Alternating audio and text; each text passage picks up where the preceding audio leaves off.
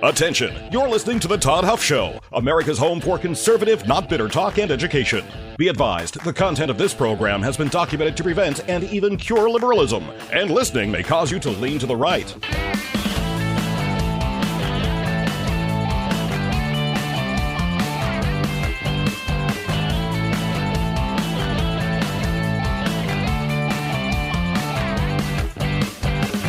And now, coming to you from the Full Suite Wealth Studios, here's your conservative but not bitter host, Todd Huff.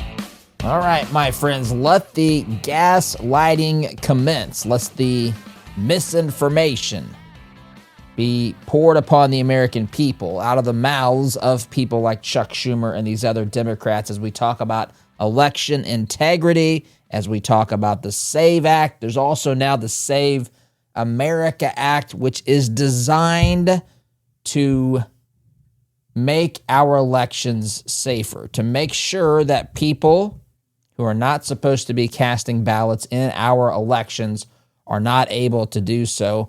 And I guess if the left wants to defend the rights, the so-called rights, of course they don't have a right, the rights of people to cast ballots in elections that they don't even, they're not even citizens and not legally permitted to do that, I suppose let them defend that, because it is an incredibly unpopular thing. What is very popular is the concept of voter identification, which we'll talk about here today. I've got a soundbite from Chuck Schumer, the Democrat leader in the Senate, spewing nonsense as per usual. We'll get to that. We'll have a discussion. We'll talk about Jim Crow laws. They're bringing out all of the dog whistles here. They're bringing out all the gaslighting, all the misinformation, all the dramacrat activity designed to mislead the American people as to what Republicans really want. And I'm here to explain what we really want, at least what I really want, and the people that I know really want. We'll talk about that, my friends, throughout the program today. Before we start, though, let me ask you a question. Would you rather take 2 soft gels a day or spend hours in a doctor's office talking about your cholesterol? I know what I'd choose. That's why we have Solti here in the Huff household. It's an all-natural, clinically proven dietary supplement that lowers cholesterol. There's no prescriptions. There's no doctor's visits. This isn't even a drug. It's a natural supplement, and all you have to do is take 2 very small, they're easy to take, soft gels a day. You can take them at one time, too. You don't take them separately. Take them after breakfast or lunch or whatever. Easy to do. And it has proven to lower the cholesterol of lots of folks out there, and I think it can do the same for you as well. Now, there's a time to go to the doctor. I'm not saying that, and I'm not saying that you shouldn't take your medication. That is not at all what I'm saying. I don't want you to misunderstand that. But this is a great way to start taking care of your heart. If you're worried as you get older, if you have a history of heart disease or high cholesterol in your family, this is a great place to start. Heck, even if you're on something like the carnivore diet, where cholesterol could spike, those bad cholesterol numbers, and you're concerned about that, you can take Solti, S-O-L-T-E-A. That's the website, Solti.com. Promo code Todd's going to get you 50% off your first order, and you'll get free shipping. It's already an affordable product. It becomes very affordable with the discount code Todd. Again, Solti.com, S-O-L-T-E-A. Promo code Todd. All right, let's just start here. I'm going to play a soundbite. This is on Morning Joe. Now, it's not Joe Scarborough who is doing the interview. It is, I had the name here. What is it? There we go. MS Now host Jonathan Lehmeyer. He's citing a poll, a Pew Research poll, to Senator Chuck Schumer. And they have this exchange about the SAVE Act, or what may eventually be the passage of potentially the Save America Act, which I'll get to here in a moment. This is about a minute long. I want you to listen to all the talking points, all of the dramacrat behavior, all the misinformation, and all the gaslighting here. Here you go. There's a new Pew Research poll that 95% of Republicans, but also 71% of Democrats like this idea. So why do you not?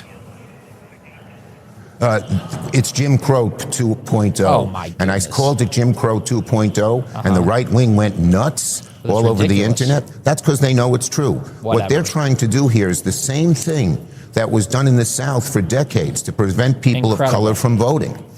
For instance, if you change, you're a woman who got married and changed your last name, you won't be able to show ID and you'll be discriminated against. If you can't find a birth certificate or a proper ID, you'll be discriminated against. This is vicious and nasty. And I said to our Republican colleagues, it will not pass the Senate. You will not get a single Democratic vote in the Senate. We're not reviving Jim Crow all over the country.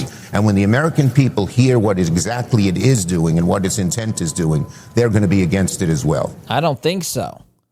I think that's what the purpose of the poll is. Now, will the American people be against it when they listen to you misrepresent it, when they listen to you call your political opponents racists and bigots and homophobes and whatever else you got up your sleeve there? Will they be against it when they, listen to the incessant narrative that's being pushed, that will be pushed by people in the Democrat Party, the drive-by media, as Rush Limbaugh used to call it?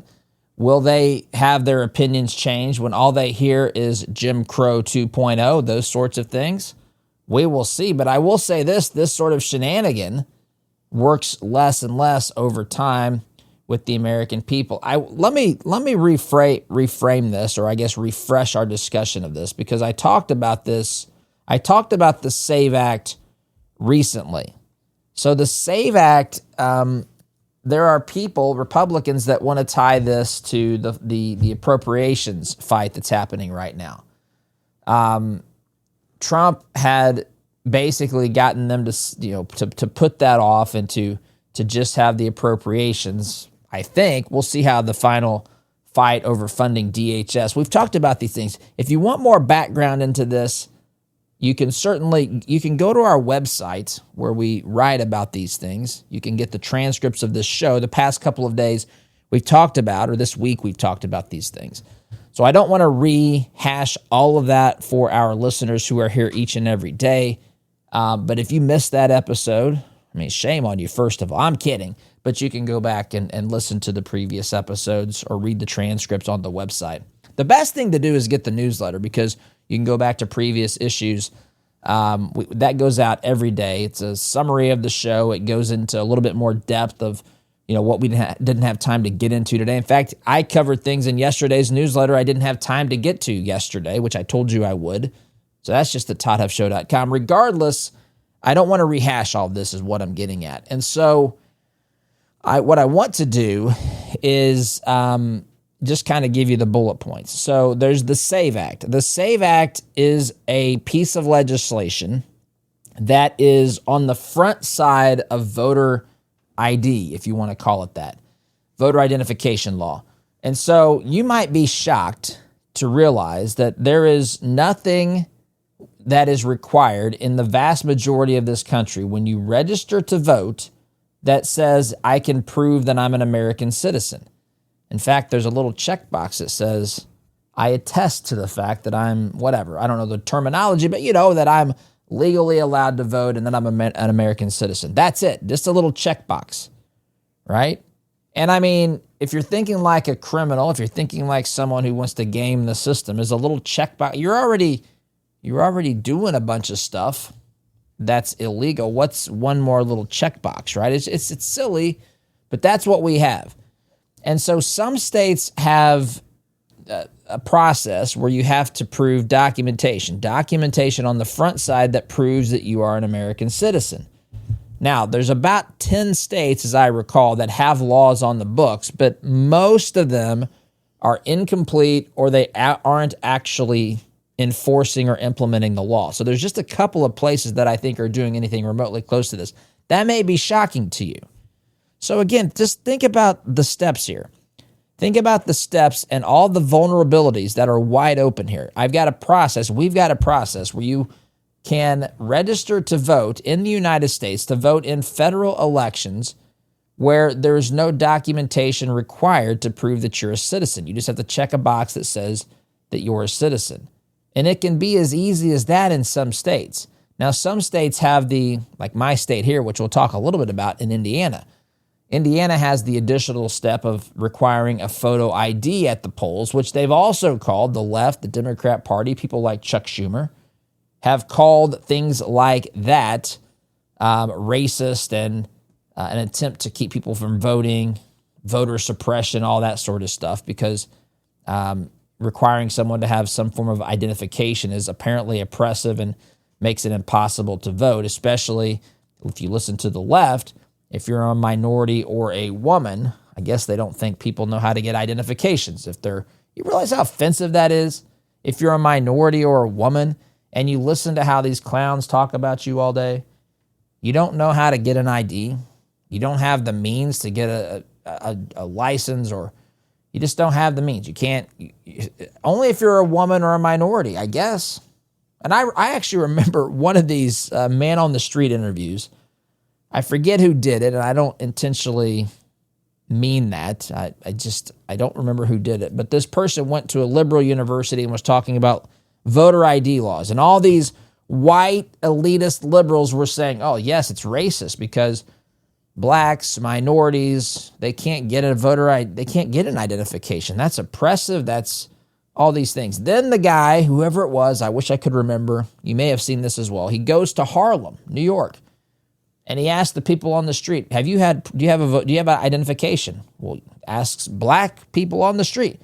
Yeah, I have identification. What kind of a question is that? Did you have a difficult time getting it? No, I just went to the local driver, BMV or whatever they call it in New York. I just went to the, I just went to the government office to get my driver's license. What are you talking about? Well, these white liberals think you can't get an identification. But what about the people you know? Are the people you know in your community, are they having a time? Look, I don't know anybody, they'd say, that can't get an identification. In fact, one guy said it's at the corner of 16th Street and Capitol or whatever it was. Just right there. You just go in there and you get your ID. It's so patently offensive. And it's the same thing here. Chuck Schumer saying, if you require someone to show, prove that they are a citizen, he didn't go into the details, but basically that is akin to Jim Crow laws. Now let's pause for a moment. And let's talk about Jim Crow laws, because a lot of people hear these things and a lot of people don't know what they are. First of all, let me tell you, Jim Crow was not a real person. Jim Crow was a caricature, a racist caricature back in the 1800s, where people would put on blackface and do performances and so forth. Very negative depictions of black people and so forth. And so that caricature became kind of the moniker that was used to talk about laws that were designed to prevent blacks from voting in the Reconstruction era. So you had the Civil War. By the way, let's go a little bit further back. Do you know the explicit reason why there is a Republican Party? Do you know what it is? The explicit reason. It's stated in the charter, founded in 1854. It was founded in response to the Kansas-Nebraska Act. The central purpose of that act was to oppose the expansion of slavery. So Republicans created a coalition of anti-slavery at the time. There were Whigs, so the anti-slavery Whigs, free soilers, and abolitionists. Abolitionists, you know the abolitionists. I'm an abortion abolitionist today. There were abolitionists for slavery back in the day. That meant they wanted to completely wipe slavery out of existence, get rid of it, get it off the books. They found their home in the Republican Party. Not every Republican was an abolitionist, but every Republican was against the idea of slavery. They at least didn't want it to spread into the free states. Abraham Lincoln was elected as the first Republican president in 1860. And what did Abraham Lincoln do? Emancipation Proclamation, right? All the Civil War, all the things designed to finally begin the process of living up to the ideals set forth in our Declaration of Independence. All men are created equal. All men, everyone. We didn't live up to that ideal with slavery, but we fixed the problem, and the driving force behind it was the Republican Party. And dare I say, the driving force behind that were born-again believers in Jesus. They were a huge part of that, who understood. These people understood that we were all created in the image of Almighty God.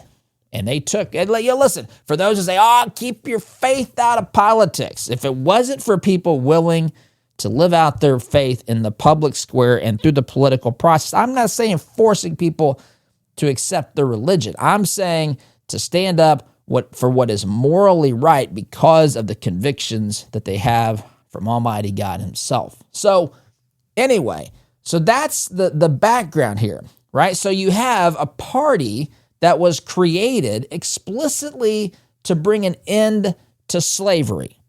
Think about that.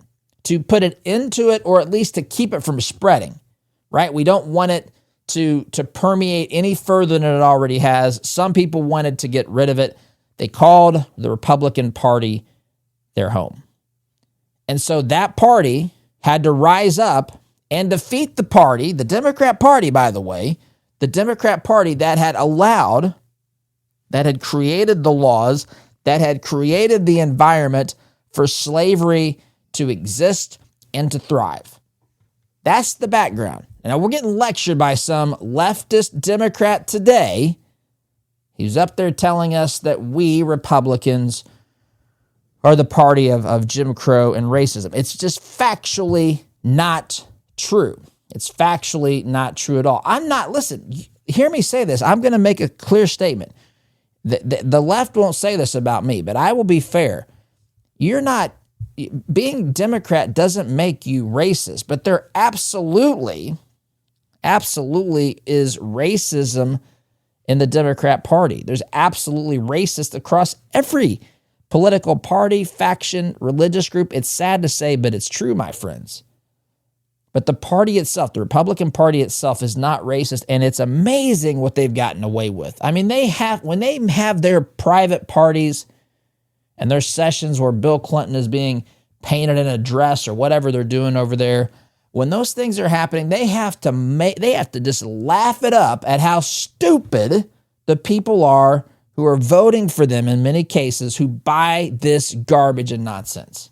It is unbelievable. They got to sit there and say, we've convinced a large section of the country, a lot of Democrats, that the party that ended slavery is the racist party, and the party that was presiding over it and that was standing in the way of it and that was actually pushing these Jim Crow laws, which I'm going to talk about here, in the wake of the Civil War during the Reconstruction period, rebuilding of this nation after we had to put the pieces back together from the Civil War and put this country on track to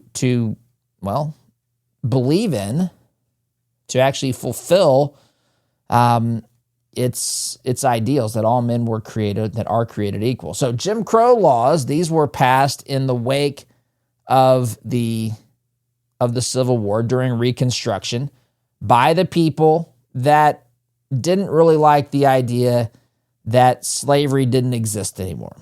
And so they tried to put obstacles in the way of Black Americans really being able to have full participation in this country. These were passed and supported. Hear me say this. Is this working? They were passed by Democrats. And now we've got a guy up here lecturing us about how terrible we are for wanting to re-implement Jim Crow laws, which the analogy falls apart if you literally dig 1/1,000,000th of a millimeter deep into his ridiculously stupid argument here. But here's what some of the examples of Jim Crow laws. Poll taxes. So think about going to the polls, voting at the voting booth and so forth.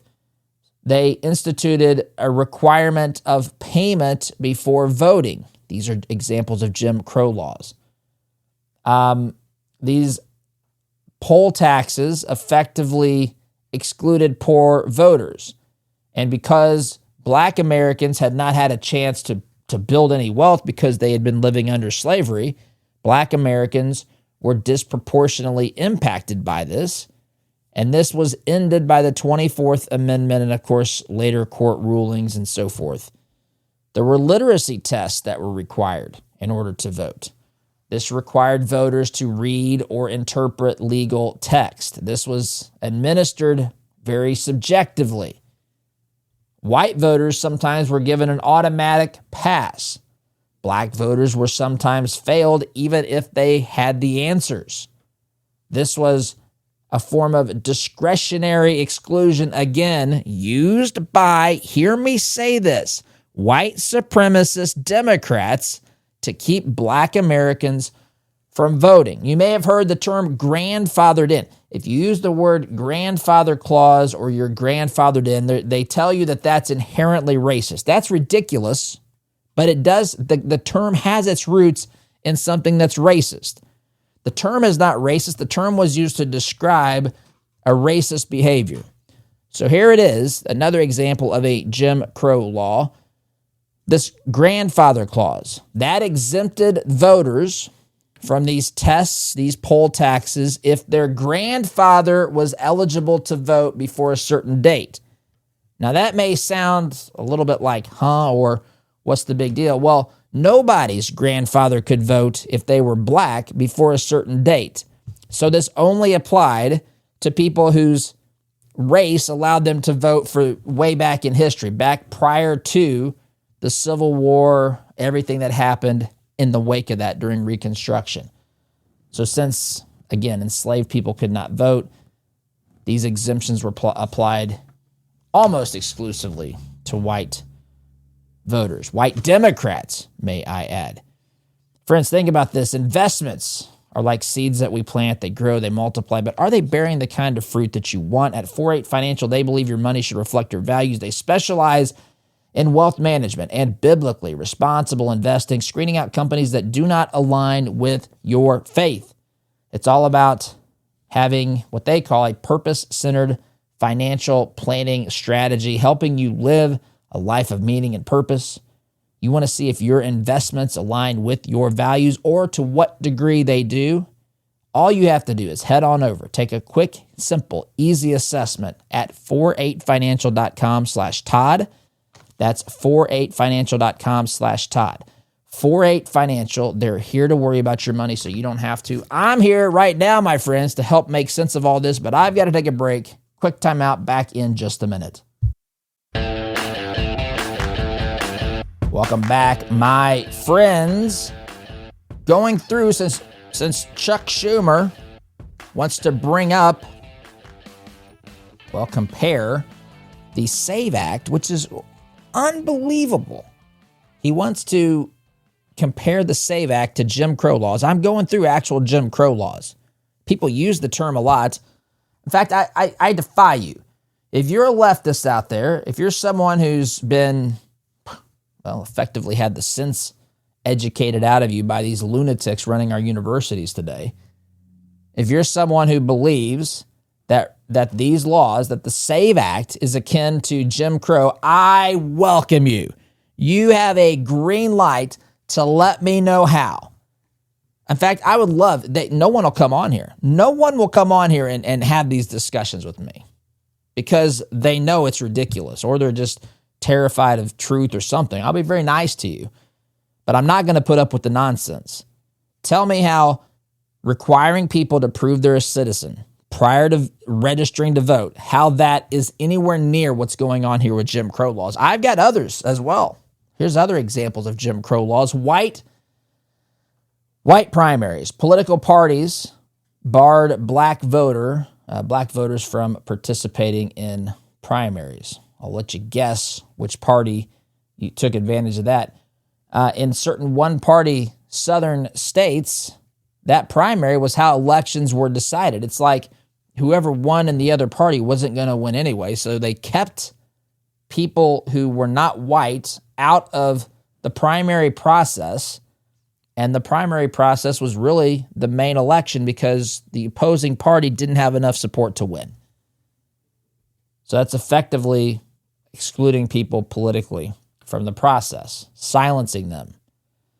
Does this sound, by the way, who's the only person, who are the only people that the SAVE Act, again, requires that you provide documentation in order to register to vote to prove that you're a citizen? We've all gone through this. I'm going through this right now. I told you this the other day with getting with this smart ID. What's it called? Is it smart ID? What is it? Real ID. I call it smart ID. I think it's stupid ID. But you go through this. This has taken me forever. Now, I will admit it's because I needed to get a new Social Security card, whatever. But it's just crazy to me. I have a driver's license. I could get a Social Security card with my driver's license, but my driver's license wasn't good enough to get me a real ID. Smart, whatever, stupid ID, smart ID. It wouldn't allow me to do that. So it just doesn't make any sense to me. But I have had problems with this. I think this stuff is silly. Over the top what we're trying to do here, whatever. Maybe not. Maybe I'm wrong on that. But I will tell you this. I've never once thought that I am being discriminated against because of some made-up idea that I have. It's just the process. And government is a pain in the backside sometimes. And the things you have to do, listen, as a business owner, if you're a business owner, some of the things you've had to deal with, some of the things you didn't know, some of the filings you missed or didn't do something right with the state, or bazillion possibilities here. You know what I mean? And so you got to accept some of that because it's just the nature of government. And it's not all designed. I mean, there's a reason. There's a reason for this. We don't want people voting in elections who shouldn't be voting. What is so hard to understand about that? Listen, if you don't understand that, may I suggest something? You don't want to understand it. Because I think I could explain this. I used to use my kids as an example and say, my 5-year-old or 7-year-old understands this. They're a little bit older now. Our youngest is 12. So I can't really say that because, they certainly would understand this. But much younger than them is the point. It's not as impactful if I say my 12-year-old understands it. But I tell you what, there are 5-year-old kids that would understand this. No problem. Yeah, that makes sense. I remember when our son was younger, we were watching, the news was on I wasn't even really paying, or he was busy drawing. I was watching. I didn't know he was paying attention. And they were talking about gun violence. I don't know, just a news report. And someone made the comment that guns are responsible for killing people. And he looked up from his drawing or whatever and said, "Dad, that's not true." And I didn't even know he was listening. I said, "What do you mean?" He said, "Guns don't kill people. It's the people that have the gun that kills the people." I said, "Congratulations, son. You just surpassed the cumulative intelligence of half of the country." But the bottom line here is, my friends, that this is not complicated. We want to maintain the integrity of our elections. And if states are giving driver's licenses and you're getting federal subsidized housing and you have an address and a driver's license and you can go and register to vote and all you have to do is check a box that says you're eligible to vote and that you're a U.S. citizen, well, if I have to explain how that is a problem, I don't know what else to do here. I would begin to say, if that doesn't raise all sorts of alarm bells for you, I would dare say, respectfully, you might be part of the problem. There's other laws here, Jim Crow laws, segregation statutes. Remember, there were laws in this country before the Civil Rights Act that required separate schools, separate transportation, separate housing, separate public facilities between whites and blacks. This is where the whole separate but equal concept became the catchphrase of the day. Listen, the way that this was enforced, it was enforced in a discretionary way, often using intimidation and threats. The racism in this country ran super deep. And so who supported those things? Well, my friends, Jim Crow laws were supported by Southern state and local governments. Those legislators, listen to me now, those legislatures were dominated, not just minor, just bare minimum majorities. They were dominated by Democrats during this era. They, in fact, maintained one-party control through this entire process. They oppressed, the laws they passed, the things that they allowed to happen, oppressed Black Americans. They opposed civil rights organizations. They opposed abolitionists and the civil rights movement. In fact, if you look at the Civil Rights Act of 1964, if you look at the 130 votes that were cast against the Civil Rights Act, 96 of those were Democrats, 34 Republicans. Now, there were more Democrats, but even proportionately, Republicans were in favor of passing the Civil Rights Act, the Voting Rights Act, when those two things passed. Democrats had a much higher percentage against them. Democrats opposed the Civil Rights Act, the Voting Rights Act. And again, there's problems. I don't want to get into not saying that there's universally good things and, that there's no problems with the Voting Rights Act. We know the Voting Rights Act is being challenged now, part of it in the Supreme Court. But the bottom line here is that these things were supported. These were Democrat laws that Chuck Schumer's out here complaining about. And he is comparing requiring someone to show documentation on the front end when they register to vote, documents to prove that they are American citizens, which is the only group that's supposed to be voting in elections. He says that's the same as a poll tax. He says that's the same as a literacy test. He says that's the same as these grandfather clauses. He says that's the same thing as having these white primaries. That's what he's saying. I'm not saying this. These are his words. He's not going to list it example by example because he knows how ridiculous that sounds. But what he will refer to is the name of the group, the Jim Crow laws. He won't list them because he knows it's utterly ridiculous to compare any of these things. Where's journalism today? Why doesn't the journalist say which Jim Crow law would you relate this to? Do you think it's like having all white primaries that barred black voters? Is that what you're saying? What are you saying here? Is it like segregation? Is it like requiring black Americans to pay a poll at the a tax at the poll? Is that the same thing? By the way, I'll talk about this in the next segment. Indiana, you can get a free voter ID, which I think is the path that the feds should take here. Anyway, none of this makes any sense because it's senseless. These are obstructionists who want to ensure that they don't lose their voting base, which in part are people who shouldn't be voting.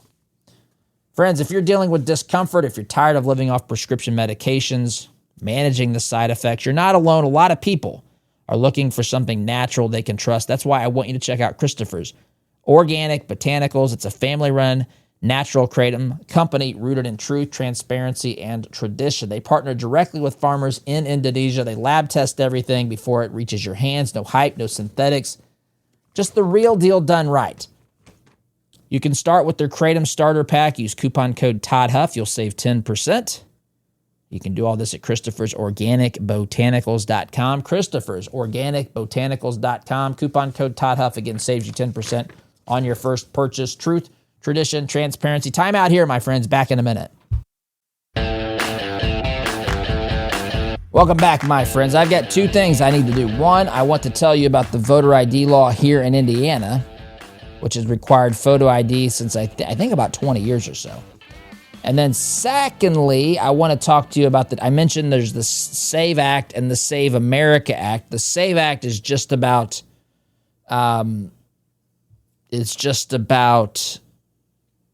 providing documentation when you register. The Save America Act also includes the voter ID at the time of voting at the polls.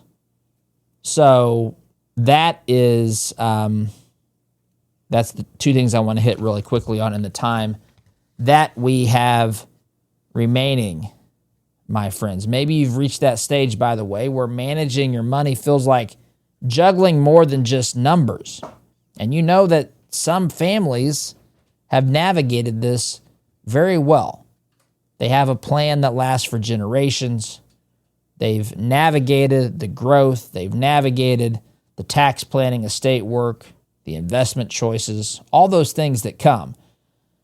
And Full Suite Wealth helps people who want to make sure that their wealth, they bring those things together and make sure that their wealth makes a difference for years to come. They've navigated that storm, and they've created a plan that survives generation after generation.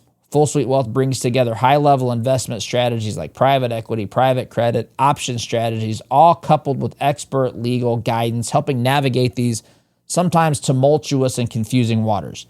It's all about making sure your vision becomes a reality for the people you love today and tomorrow. So if you're looking to do more than just manage money, if you want to leave your mark, if you want to build something lasting, take a look at Full Suite Wealth. Visit fullsuitewealth.com. That's fullsuitewealth.com. Build your legacy. Secure your future. Okay. So 2 things. Number 1, the law here in Indiana. Let me tell you really quickly. So to vote in person here in Indiana, you must have a photo ID. You got to show the photo, right, when you go to check into the polling place. It has to have my name or the voter's name. It has to match what's on the registration. Be issued by the state of Indiana or by the U.S. government. Has to be current. Or expired after the last general election. If you cannot, this is what's important. If you cannot afford a voter ID, Indiana issues, hear me say this, free Indiana state ID card for voting purposes. You can get these through the BMV, the Bureau of Motor Vehicles. That's our, that's where your driver's license and all that stuff. But this is specifically a voter ID designed so that the requirement does not function as a poll tax. That's the idea. It says, look, fine, we don't want to put a burden on people. We just want to make sure that they can vote. And so this is how you do that. So the Save America Act, which has been introduced in it's been sponsored in the House by, I had that here too. Where did I put that? It's been sponsored in the House by Chip Roy, I believe. And in the Senate, I think it was Utah Senator Mike, drawing a complete blank. I'll think of it in a minute. But that law, the Save America Act, not just the Save Act, it actually includes the photo ID requirement. So if they really want to get upset, if you really want to make a leftist mad, just say, I'm not in favor of the Save Act. I'm in favor of the Save America Act, which adds to it the fact that you have to have a voter ID in order to vote, which makes sense. Again, who are the people that oppose this? Who are the people who stand against this, my friends? It's absolutely unbelievable that we have a situation today where people are defending having just, I guess, chaos at the polls, at the voting booth. This is something, by the way, that in spite of all of this misunderstanding and manipulation and lies and deceit and gaslighting and everything else, this is something that the American people, they support this. And that's what, when I played the soundbite at the beginning,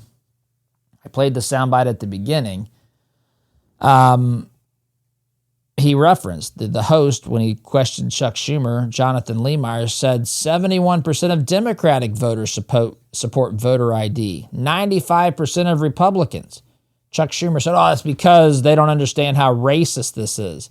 This is Jim Crow 2.0, right? And when the American people understand how racist this is, they're going to know, they're going to be on our side with this. Well, that's not the case.